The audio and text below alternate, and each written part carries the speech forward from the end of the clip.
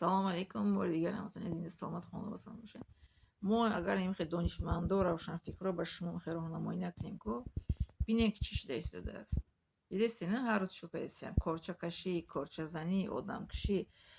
پدر مادر برده در بیستوی خانه در پیرانسوار پرتفتن. مادر از 8 فرزند رو از در بیرون کردین. همین زندگیه، همین نمود زندگی در شما معقوله. این نمود زندگی در یگان قانون طور نمی‌غلط، نه در قانون انسانگرا، نه در قانون دین اسلام. ما چگونه مسلمان هستیم که پدر و مادر را احترام نمیکنیم؟ چگونه مسلمان هستیم که کورچه به سر یک کس میکشیم؟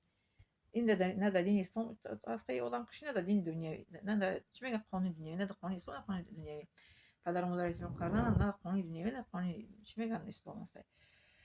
همه اینا در نزد خداوند جوابگویی داره در دنیا در قیامت. آدم کش مثال در دنیا خداوند جزاش میده، آدمی که پدر و مادر احترام نمیکنه. ما هم این معلوماتی که برای شما میگیریم همه اینا چیه؟ اینا همش برای راهنمای شما هست که شما سیاه از سفید فرق کنید. من که نگم شما ده، یک از دیگه نگو کی شما ده میگه، کی شما ده میگه. الله تعالی در هر یک ملت یک دانشمندی را خلق میکنه، با همه چیکار میکنه؟ به خلق رو بسته میکنه که به خلق برسون میگه، برسونه میگه. ببینید اولین آیاتی که در قرآن نازل شده که بخون گفتگی، بخون گفتگی، نگفته که زن بخونه که مرد نخونه، مرد بخونه زن نخونه.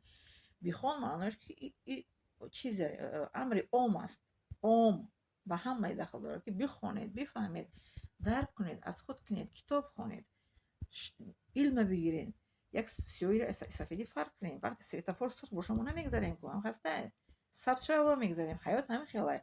سرخی رنگ سرخ داره، رنگ زرد، رنگ سبز داره. سرخی وقتی که ندونیست آدم میره کورچه میکشه، زردی وقتی که دونیست ایمون خطاگی دست میکشه، از سبز وقتی که دونیست هم کاری خوبه چی میکنه؟ در عمل اجرا میکنه. یعنی حیات ما هم خیلی بینه که سویتافور سه رنگ داره، زرد، سرخ، سبز. در حیات قرآن هم انسان سه نمود کردگی خبر دادگی. انسان سه نمود میشه: آدمی خوب، آدمی بد و آدمی که بین خوب بین بد است. حیات ما هم همین گونه هسته.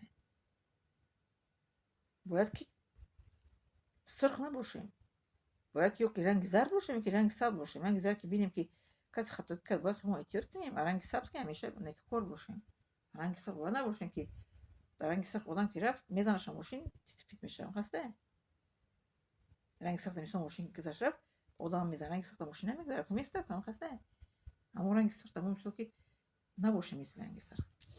برای همین انسان ها التماس کسایی که گوش میکنین به قدر علم و دانشمندا برسین، قدردانی کنین. کسی قدردانی کرد قدر قیمت میبینه. نه که در آیات قرآن که شکرگزاری کنین. شما از علما و روشنفکرا که به شما دانش میتین، راهنمایی میکنن، شما رو میگن که دزدی نکنین، آدم کشی نکنین، غری نکنین، مشینکی نکنین، چی میگم، خودرضایی نکنین، پدر مادر رو احترام کنین، از خود کلام احترام کنین، دانشمندا رو قدردانی کنین. و ما بنویسیم که نداریم رحمت برای چیز ویدیوهای جالبتون کامنتاری کنین. کامنتاری که کسی بینه فهمن که همین تاجیکو هم همین مثال خلق که ما هم مثال به قدر آدماشون میرسه دستیان. یک دو کامنتاری می‌نویسیم دیگه نمی‌نویسیم. ما کامنتاری بی‌معنی می‌نویسیم. ما اول زبطه می‌کنم. من با شما سخنی بد نمیگم، سخنی بد نگین. من سخنی گنده نمیگم، من سخنی گنده نگین. من زن مادر هستم. من همچون زن مادر احترام کنین، همچون اپا خواهر احترام کنین. من گپای ناجو گم نزنین. برای من شما گپای ناجو گم نمیزنم. همین میگه که دوست گوید تبرور، دشمن گوید شکرور. من شما گپ گنده نمیگم. یک گپای ما به شما سخت نرسه. بولا اینجا که زنک با مرخصه سخنه امیر معروف است. من باید شما رو نصیحت کنم. من هم دیپلم معلمگی دارم، دیپلم دکتری دارم، دیپلم علم اسلامی دارم. سه تا دیپلم الله تعالی به من نصیب گردانده. ای سه دیپلم در روز قیامت جواب میدیم. من در اونجا نمیخوام اون که فلانی مرا گفت که برای من نکن، برای من نکردم. من امر خداوند با اجرا میگیرم.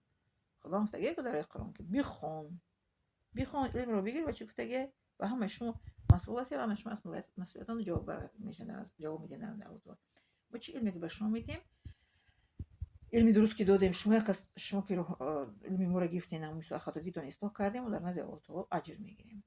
حتی شما هم که اجرا نکردین و گوش کردین، ما الکی به شما رساندگی میشیم. در اینم در نزد الله تعالی من ثواب میگیرم، برای رساندگیم ثواب میگیرم.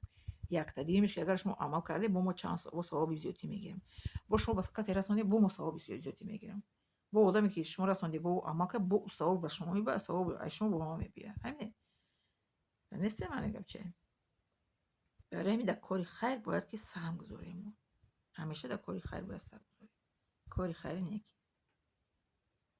лайка зеркнен, поделиться клином, подписаться швед. Одамои подписаться шудагии ман ҳамаш одамои ғайричиан. Тоҷика. Шумо подписаться кунед. Тоҷико чӣ бишида шуморо ки одамои ба саволотона чӣ намекунед? Барои он ки ман зан ҳастам. Зан маро Аллоҳ таоло мехело фардагӣ. Ман дига хеле наметавонам шавам. Ман мехелам. Ман ба шумо мерасонам. Ман дар пеши шумо рақс намекунам, бай намехонам, суруд намегӯям. علمی که الله ما داده همه رو به شما باید که برسونم چون عالمی که علم میگیرد و خاموش میشیند نمیرسونه به کسی در قیامت آهنی رو داغ میمونن در زبان عالم داغ میزنن که چرا تو دونیستی و خاموش نشستی فهمیدین عالم چقدر در این دنیا خاموش میشینه در قیامت چقدر در نزد خداوند جزا میگیره من از عذاب الله تعالی میترسم و نمیخوام که در دنیا زبان مرا آهن داغ بزنن فهمیدین در این دنیا کسی که معقول هست نیست من میرسونم کسایی که معقول هسته بنویسین کامنتاری خوشو بنویسین در کامنتاری مرا بنویسین پر کنین لایک کنین زیر کنین و پدلیسه کنین در قیامت مرا که الله تعالی که جنت بود شما را مثال که در اوج فریاد میکنیم که بیایید جنت شما را که مثال که جنت خداوند که برد شما را با هم دیگرتون هم مثال که چکنین فریاد کنین که بیایید جنت گفته مرا مثال که بگین که معلم را بگیریم بیایید در جنت که شما هستید که من نباشم